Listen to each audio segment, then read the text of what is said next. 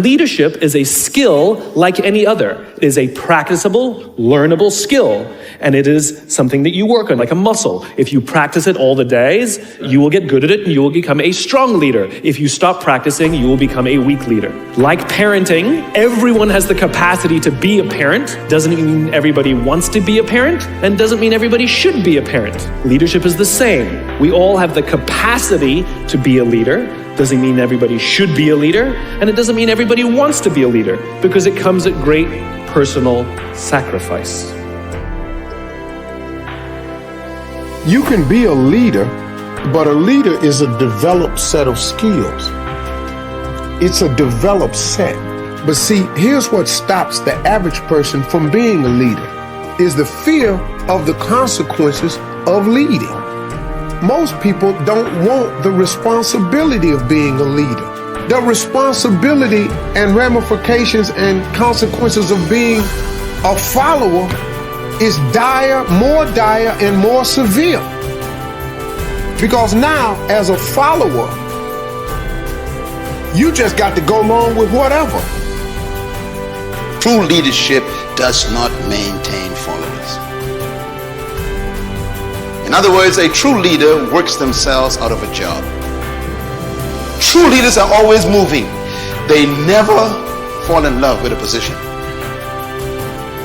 They are constantly producing people to take their place. That's true leadership. True leaders are not married to their titles. You know, when a person likes titles, it's a sign that they are actually a slave. Let me explain why. Because they get their value from the title. Most of the people who love positions are not leaders, because they get their worth from the position. That's why they will kill you to keep it. Because if they lose it, they lose themselves. Because they have made themselves one with their title and their position. That's why they become offended when you don't call them by their title.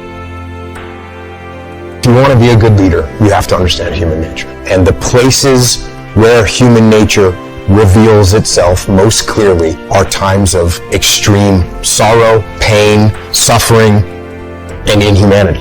If you want to see what happens to human beings, how they behave, see what they do in a concentration camp. There's something going on there that we need to understand. And if we don't recognize what causes that, where that comes from, and that it's actually possible, then it's bound to happen again.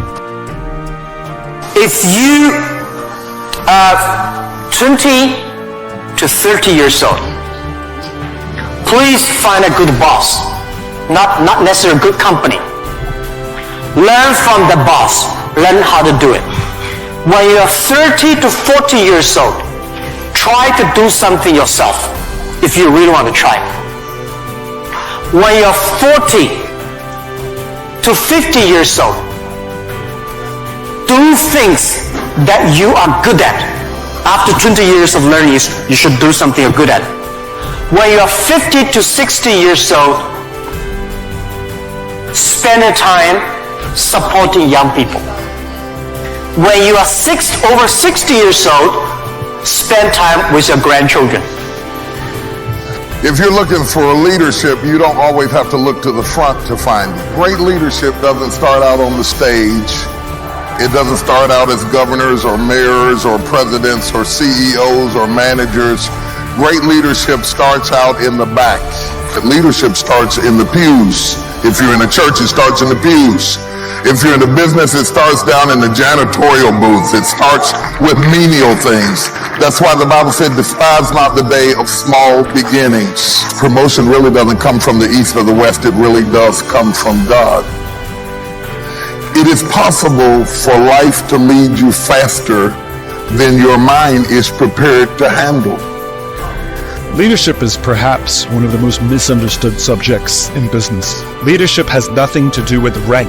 I know many people who sit at the highest levels of an organization who are not leaders. We do as they tell us because they have authority over us, but we do not trust them and we do not follow them. I also know people at low levels of organizations that have no formal authority, but they've made a choice. The choice to look after the person to the left of them, the choice to look after the person to the right of them, and we would trust them and follow them anywhere. Leadership is the awesome responsibility to see those around us rise. You, every one of us, can choose to be the leader we wish we had. We lead our teams and we can lead our clients when we decide that we will do everything in our power to see them rise, to see them achieve their ambitions and their dreams.